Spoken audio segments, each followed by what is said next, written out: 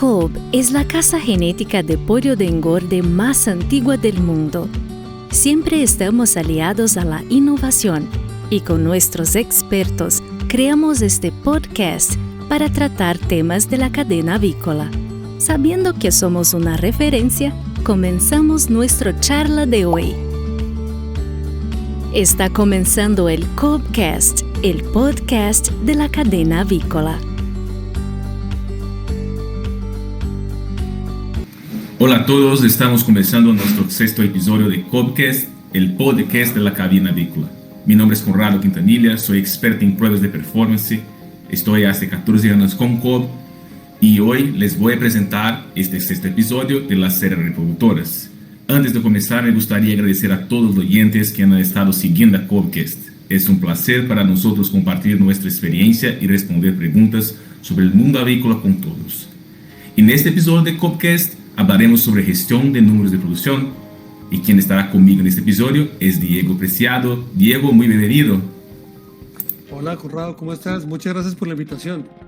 Gracias a ti, Diego. Diego es nuestro gerente regional de Servicio Técnico para Colombia. Es médico veterinario, formado en la Universidad Nacional de Colombia y con una especialización en gerencia estratégica por la Universidad de La Sabana. Diego ha trabajado por 21 años en diferentes sectores de la cadena avícola, desde reproductoras hasta pollos de engorde. Los últimos 10 años prestó servicios técnicos en reproductoras y pollo de engorde y desde febrero de 2019 hace parte de nuestro equipo técnico, trabajando junto a nuestros clientes en Colombia y coordinando el trabajo de especialistas junto a todos nuestros clientes. Como he hablado, hoy vamos a hablar un poco más sobre gestión de números de producción y sabemos la importancia que tenemos estos números. Nosotros trabajamos con las aves todos los días, desde la levante, producción, y generamos muchos números. Estos números pueden ser muchas veces indicativos de cómo nuestros lotes están yendo y de tanta cantidad de números, muchas veces nosotros podemos nos parecer perdidos en este número, un mar de números infinitos. Nosotros muchas veces no sabemos cómo trabajar estos números. Entonces es importante hablarnos hoy sobre cómo manejar estos números, cuáles son los números que debemos poner más atención en día a día de producción de levante. Diego, ¿qué piensas tú sobre este trabajo con números? ¿Cuál es la importancia de estos números? No, pues Conrado, realmente pienso que a ti y a mí este tema nos apasiona y realmente hay que tener confiabilidad en la información para poder sacar muy buenas conclusiones. Confiabilidad y frecuencia, ¿no?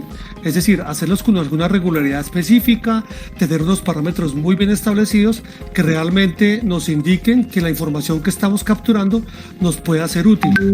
Hace un tiempo, quisiera iniciar o abrir el podcast del día de hoy con una inscripción que encontré alguna vez en una pizarra en un seminario al que asistí y decía: tortura suficientemente tus datos y ellos te confesarán lo que quieras.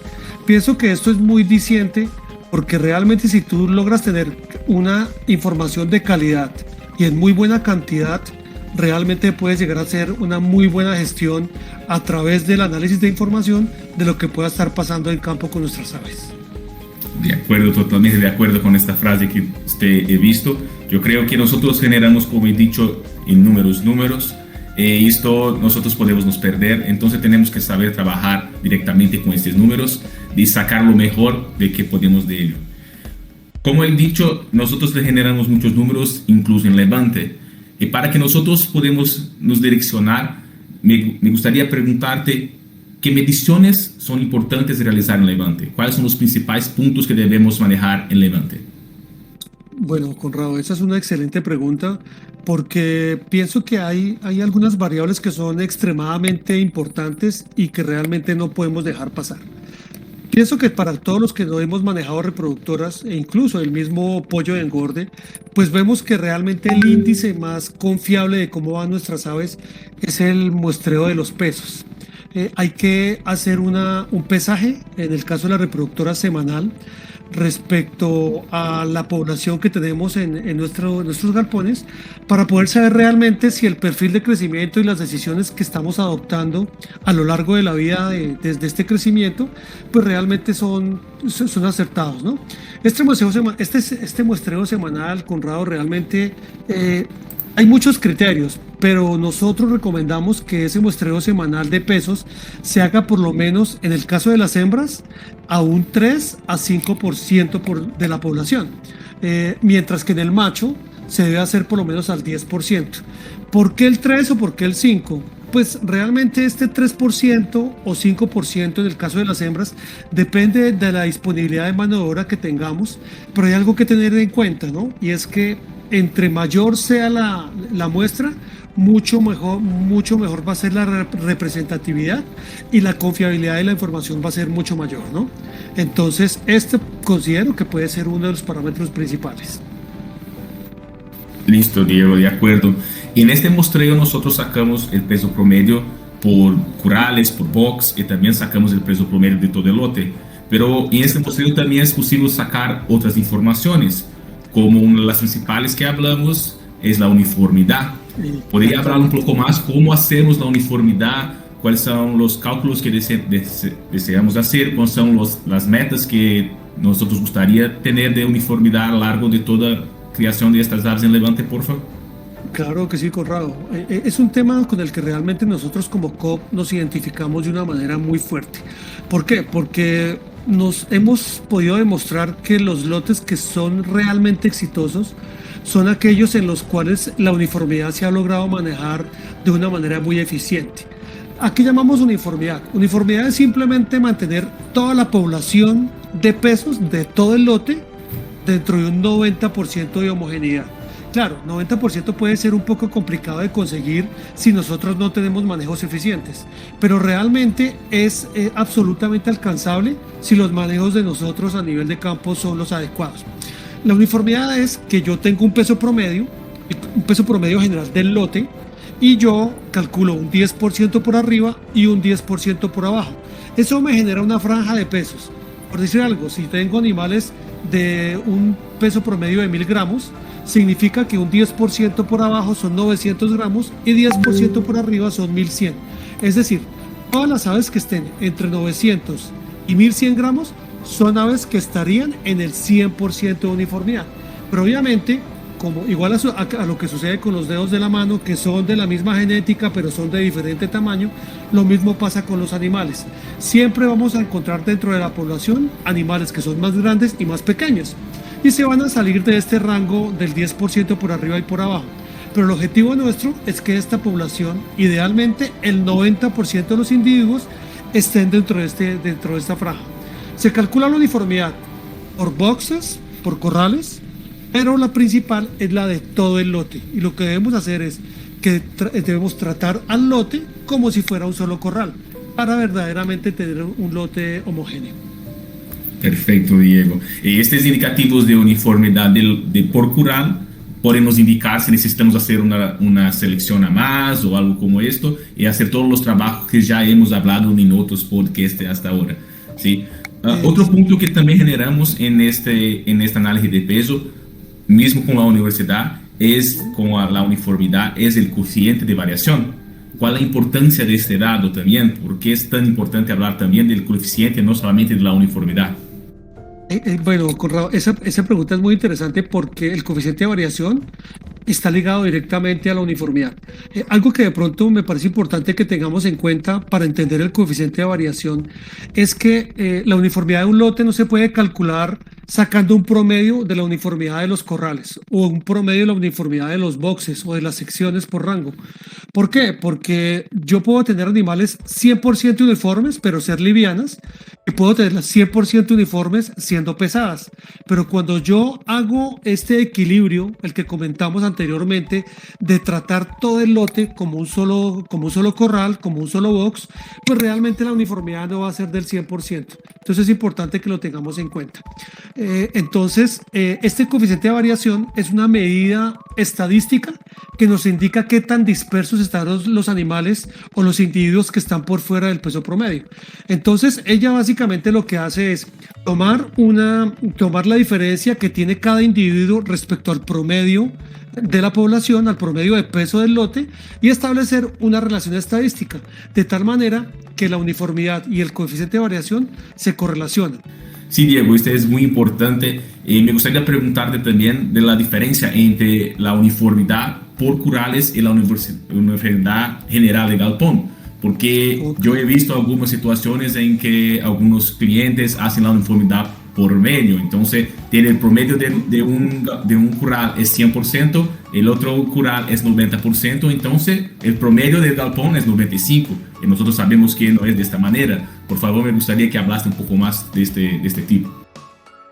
Claro que sí, Conrado, realmente lo que tú comentas es una situación que es muy frecuente en algunas compañías, donde algunas personas dicen, no, mi uniformidad es muy buena porque yo tengo muy altas uniformidades por cada rango de peso.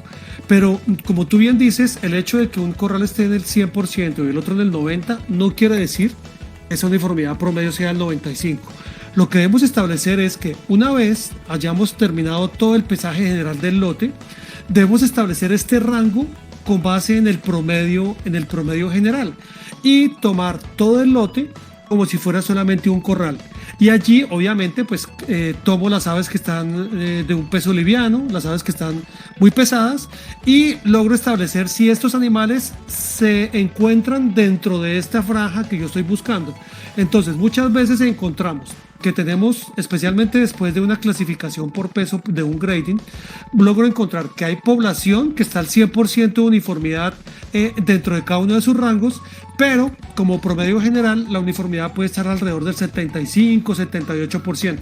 Y ahí está, como lo comentábamos anteriormente, la toma de decisiones que nos permita llevar a que las aves se encuentren todas dentro de este rango de homogeneidad. Listo, de acuerdo. Otro punto que también nosotros podemos tener durante este muestreo semanal de peso, el promedio de peso, la uniformidad, y todavía también podemos mirar el coeficiente de variación. Nosotros sabemos que el coeficiente de variación está directamente ligado a la uniformidad, pero es una medida estadística un poco más compleja, un poco más asertiva. Me gustaría que hablase un poco también de este coeficiente de variación. Bueno, Conrado, te agradezco mucho la pregunta porque realmente el coeficiente de variación, y a ti y a mí que nos gusta la estadística, realmente pues es una medida de dispersión que nos muestra realmente qué tan abiertos, o sea, qué tan lejos están los animales extremos o los individuos extremos del promedio general de la población. Entonces, si yo tengo un animal extremadamente disperso, puede que la uniformidad no se afecte, pero sí se afecta el coeficiente de variación. Entonces hay muchas compañías que dicen, no, yo solamente manejo la uniformidad, yo solamente manejo el coeficiente de variación. Nuestra sugerencia realmente es que nosotros utilicemos los dos índices. Los dos indicativos son muy buenos para establecer realmente cómo va la población.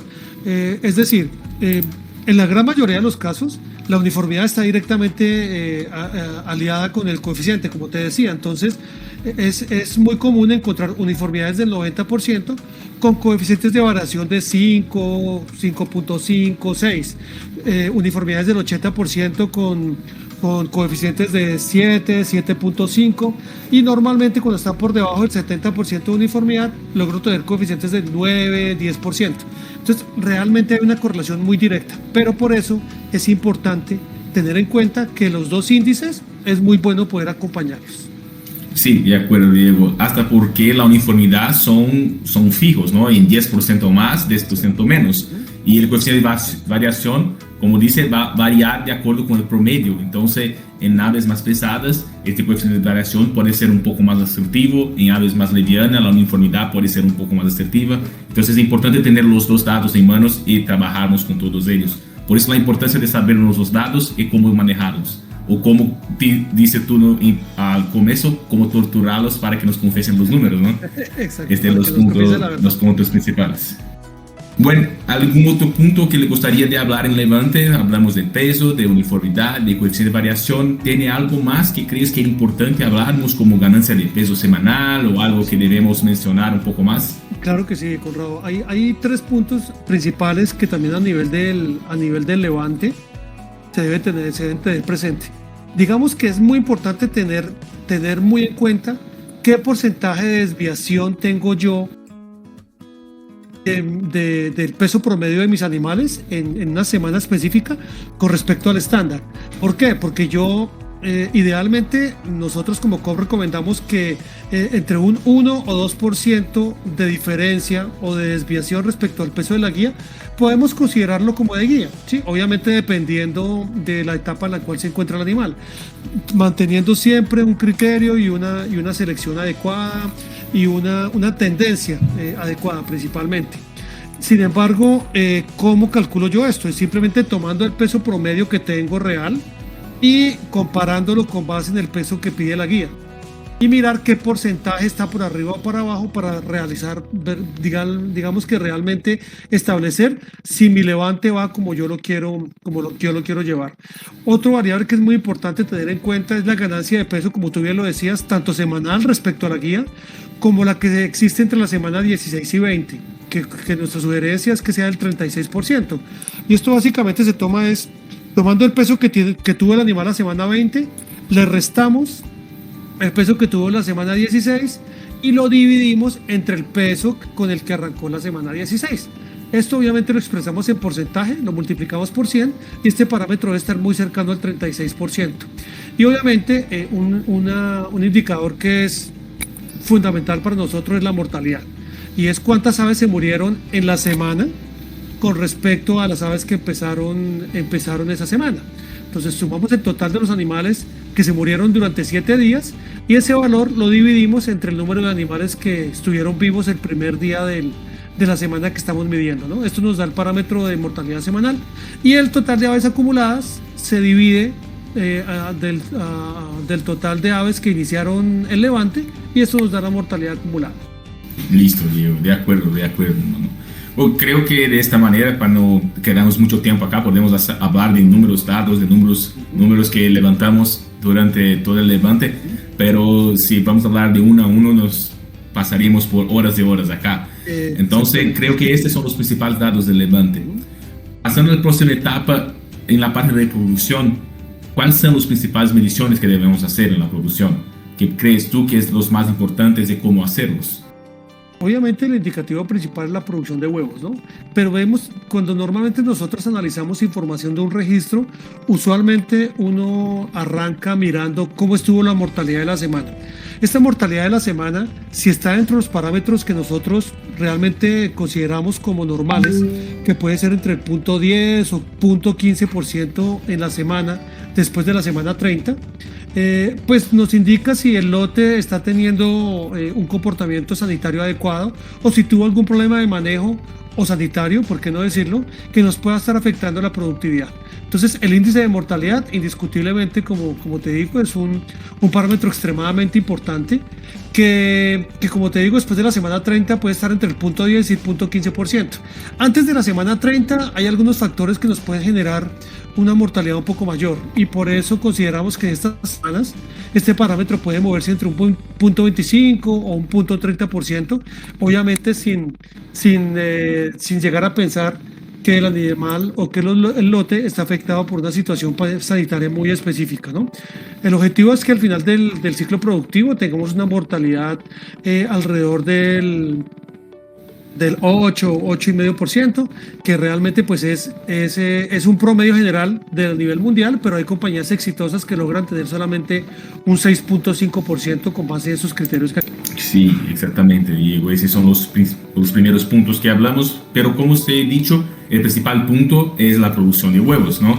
Para eso nosotros manejamos todas las gallinas, desde el levante hasta la producción, y nuestro enfoque más grande es la producción de huevos. En este número, ¿cómo debemos manejarlo? ¿Por semana, al cierre del lote, por día? ¿Cómo debemos hacerlo? ¿Cuáles son las cuentas que debemos hacer de la manera más ajustada posible? No, Conrado, te agradezco mucho. Mira, aunque un poco más adelante voy a hablar acerca de específicamente cómo se mide el porcentaje de producción, pues realmente el mejor indicador que tenemos nosotros de un lote es la cantidad de huevos totales que puso durante su ciclo productivo. ¿Cómo se establece este parámetro? Pues simplemente es sumando todos los huevos que el lote tuvo durante su vida productiva.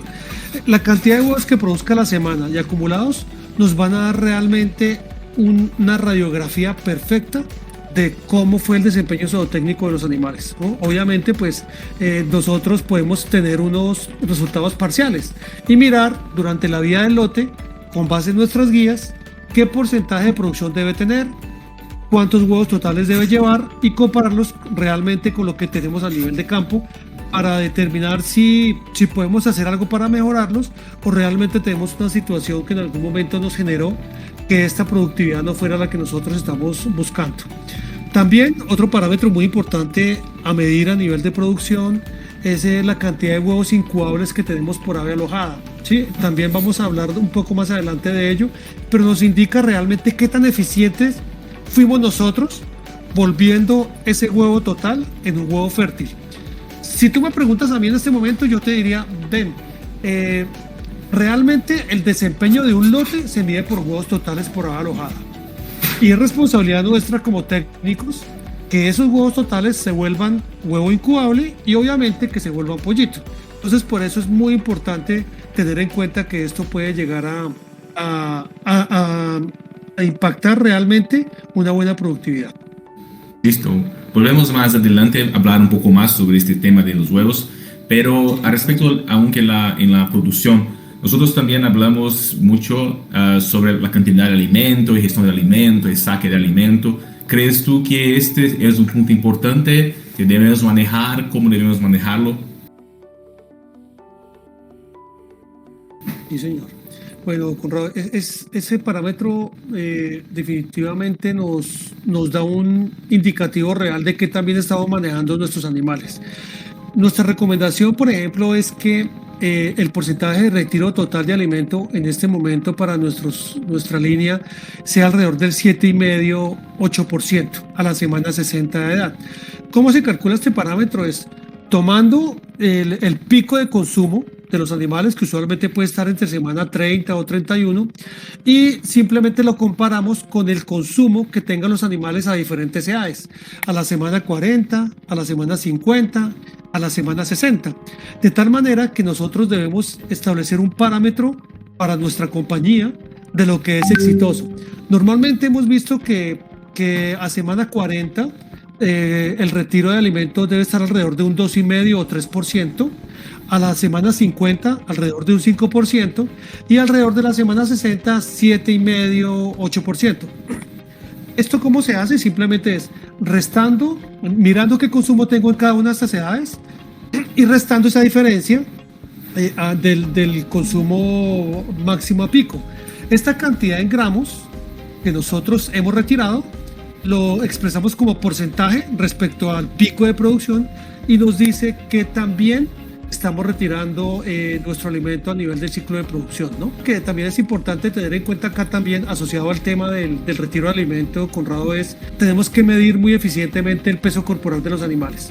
Como decíamos anteriormente, pues tenemos que tener por lo menos una población muestreada que a nivel de producción, pues realmente sí consideramos que debe ser un poco inferior a la del levante. Nosotros en el levante hablábamos de que debemos muestrear en el caso de las hembras entre un 3 a un 5% de los animales, pero en el caso de producción, pues como son animales que debemos tratarlos con mucho más cuidado porque ya tienen un huevo producido en su oviducto y podemos generar algún accidente, consideramos que solamente entre un 2 y un 3% de la población es más que suficiente. En el caso del macho no, porque como el macho sí es mucho más, es mucho menor, incluso nosotros recomendamos que a nivel de producción se muestre por lo menos un 25% de los animales, de esos reproductores, para tener un indicativo real de cuántos animales tenemos, de cómo es el comportamiento real del peso y obviamente asociado al tema de fertilidad. Sí, de acuerdo, Diego. Y como hablamos ahora casi todo de hembras, hablamos un poquito de peso de macho. ¿Al otro parámetro que debemos también tomar en machos? ¿Qué otros parámetros debemos mensurar en los machos durante la vida reproductiva? Bueno, Conrado, eso es una situación que no mucha gente hace, pero que realmente es muy importante. muchas compañías o muchos técnicos, me incluyo porque yo en alguna época también cometí ese error, y es que solamente nos fijamos en el peso corporal y lo comparamos con base en el peso de la guía y decimos, no, realmente estoy con la guía, estoy un poco arriba, pero no tengo dificultades. Pero indiscutiblemente un manejo reciente, reciente me refiero a los últimos 5 o 7 años, y que realmente genera un indicativo bastante bien de cómo se está comportando este macho, es palpar la conformación de la pechuga, lo que nosotros llamamos la conformación de Fletching, para determinar si los machos se encuentran dentro de los parámetros que tenemos establecidos. ¿Por qué? Pues simplemente porque un animal puede ser pequeño, no pesa mucho, pero tiene un fletching demasiado pronunciado, un fletching tipo 4 o 5. Entonces el peso promedio no nos muestra que está mal como desviación respecto a la guía, pero realmente la conformación del animal nos indica que puede perder fertilidad de una manera muy rápida. Lo mismo ocurre con animales muy grandes, ¿no? Animales que son muy grandes, que los encontramos dentro del peso adecuado, pero al momento de la palpación nos damos cuenta que realmente la condición es extremadamente baja y también podemos perderlos por tema de fertilidad, ¿no? Antes de terminar de pronto de hablar de este tema de producción, discúlpame porque hubo un tema que realmente no toqué en el caso de las hembras, y es el muestreo del peso del huevo. El peso del huevo es fundamental para nosotros, incluso para tomar decisiones de retiro de alimento o tomar decisiones de cambio de fase de alimento, o realmente ver si el animal se está viendo afectado por algún problema sanitario. Cuando un animal tiene algún reto de índole de manejo sanitario, de medio ambiente, pues lo primero que él hace es cambiar su peso de huevo. Por eso es tan importante, ojalá lo posible pudiésemos pesar el huevo de manera diaria, pero no hay que pesar huevo por huevo, ¿no? Normalmente nuestra recomendación es que por cada galpón se pesen alrededor de 360 huevos en una báscula de peso masivo, de tal manera que descontemos el valor de los empaques y podamos determinar de manera general, de una manera muy rápida, cuál es el peso promedio de este huevo. Pero es importante tenerlo presente porque cualquier desviación de este índice nos puede estar mostrando que hay algo en el lote que lo está afectando, ¿no? Entonces, muy importante y excúsame comentarlo ya al final, pero realmente es importante que no lo dejemos pasar. Sí, de acuerdo, es muy importante. Y todos estos datos que estamos hablando de cómo mensurar, nosotros normalmente lo tomamos de manera semanal, ¿no? El peso, el peso de huevo, peso de la gallina, peso de gallo, y así no hablamos. Pero, ¿cómo determinar si yo tuve al final total un buen lote? Así no hablemos de manera semanal. ¿Cómo hacemos para determinar que nosotros logramos éxito en tener un buen lote? Bueno, Conrado, este tema es interesante porque cada compañía establece sus parámetros, pero nosotros como representantes de servicio técnico, como asistente técnico a nivel de campo, cuando vamos a hacer una visita o vamos a analizar la información de un lote, realmente tenemos varios indicadores que nos dan idea de qué tan bueno pudo haber sido. El primero de ellos pues es el pico de producción, ¿no? Que se asocia directamente con la uniformidad que los animales tuvieron en el levante, que ya lo conversamos. Y obviamente de este indicativo pues dependen muchas cosas como la persistencia. La persistencia, ¿cómo la tomamos? De dos maneras. Persistencia es número de semanas que el lote estuvo en porcentaje de producción por arriba del 80% y número de semanas que estuvo sobre el 70%. Obviamente, lotes que tienen índices altos o ajustados a la guía son lotes que son sobresalientes, que tienen desempeños definitivamente óptimos y son sinónimos de una alta calidad de huevos totales que finalmente terminan convirtiéndose en pollitos, ¿no? Otro de los indicadores de los que hablábamos era el huevo total, huevo incubable por ave alojada y pollito por ave alojada, que no es más que tomar la cantidad de huevos incubables que tuvimos al final del ciclo productivo, semana 65, desde la semana 25 hasta la semana 65, sumamos todos los huevos que se produjeron y lo dividimos entre el número de aves que fueron capitalizadas. ¿Capitalizadas qué significa? Las aves que iniciaron el primer día de la primera semana de producción. Normalmente son las aves que amanecieron el primer día de la semana 25, ¿no? Entonces es un indicativo bien importante porque también nos muestra la eficiencia del lote.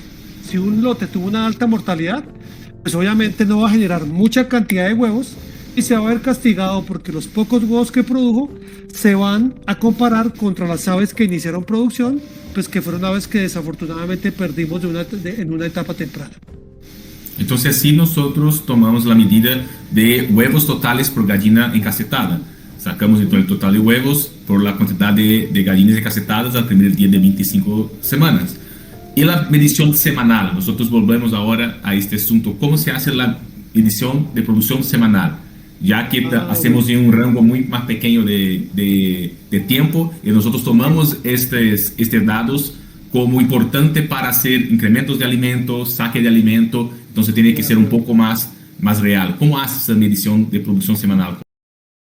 De acuerdo, Corrado. Mira, ese es un tema muy importante porque tú y yo nos hemos dado cuenta en muchas de las visitas que hemos hecho que realmente hay muchas compañías que toman esta medida de una manera diferente. No quiero decir con esto que esté mal, pero realmente me parece importante que se tenga muy bien establecido cuál puede ser el índice o el indicador, digamos, más confiable. La producción semanal debería calcularse es con base en sumar los huevos totales que se produjeron en la semana, desde el primer día de la semana hasta el final. Sumamos todos los huevos diarios que se produjeron y esto lo dividimos entre 7, de tal manera que tengamos el promedio de huevos producidos durante un día. Y esto, digamos, guardamos este parámetro. Y otro es, tomamos el promedio de las aves de la semana. Promedio de las aves que idealmente debería hacerse sumando día a día el saldo de animales que quedó y al final lo dividimos entre 7. Entonces, ¿qué hacemos? Tomamos el promedio de huevos de la semana, el promedio de huevos diarios, perdón, que se produjeron de la semana, y lo dividimos entre el promedio de aves diarias que hubo. Y esto lo multiplicamos por 100. Esto nos da un factor bien interesante y un índice realmente de cuál pudo haber sido la producción semanal. Sin embargo, hay otras compañías que, por ejemplo, toman este mismo índice que acabamos de decir, del total de huevos de la semana, lo dividen entre 7 y esto lo divide entre las aves que terminan semana. Realmente no es tan confiable este indicador porque nuestro porcentaje de producción va a dar más alto, ¿sí?, de lo que realmente fue. Y lo contrario, si lo tomamos con las aves que iniciaron semana, porque el porcentaje de producción va a ser más bajo de lo que realmente es. ¿Por qué? Porque en ambos casos le estamos adjudicando una producción a animales, una de dos, o que no existen, o animales que existieron pero que ya se murieron. Entonces, realmente el mejor índice es un promedio de la semana. Los registros generales de muchas compañías solamente tienen aves que iniciaron y terminaron semana. Entonces, en ese caso, pues simplemente, pues aunque no es lo ideal, pero es mucho más certero, es hacer un promedio de las aves que iniciaron, sumar las aves que iniciaron, las aves que terminaron y dividir eso entre 2.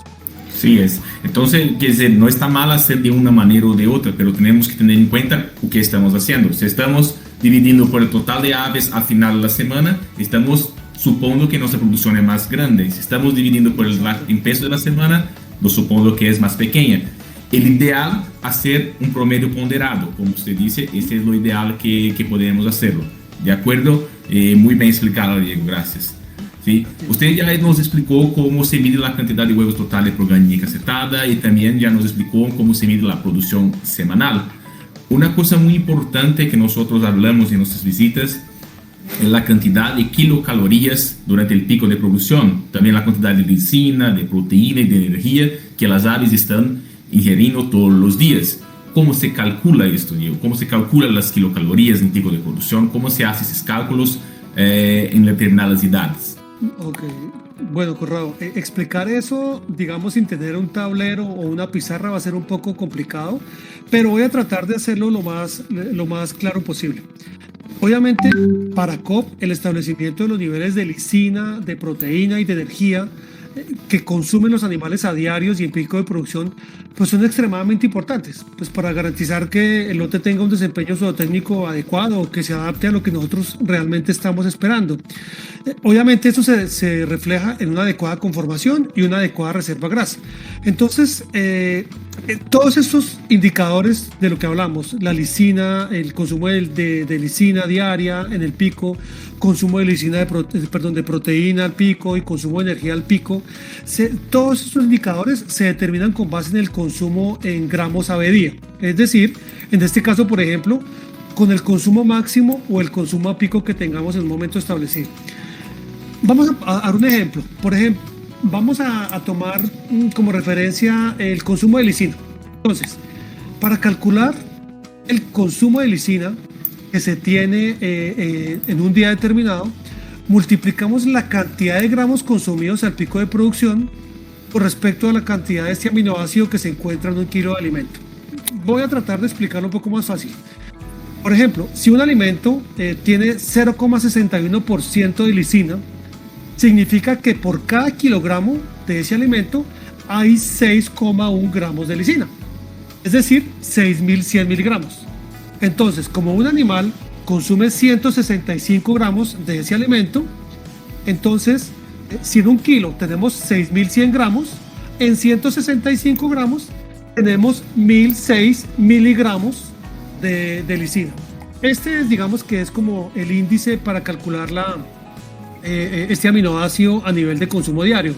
Con el caso de la energía y la proteína, pues el cálculo se hace exactamente igual, de tal manera que nosotros relacionamos el consumo diario, el consumo a pico, con la cantidad de proteína o de energía que se encuentren en un kilogramo de alimento.